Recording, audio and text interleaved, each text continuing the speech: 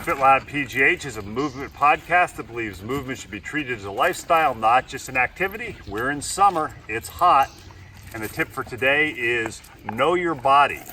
I lived in Florida and Alabama and Georgia, and people always ask me, why did you leave and come to Pittsburgh? The weather here is cold.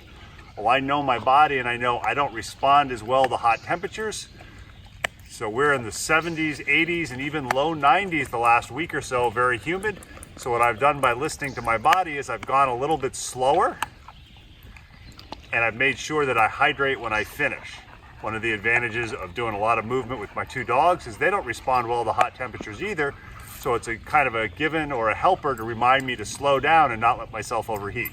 So know your body and recognize if you're an indoor exerciser and you go out for the weekend and it's warm, you may not be able to go as fast or as long. So be safe, move more, and if you got a dog, take your dog out for a little bit of movement.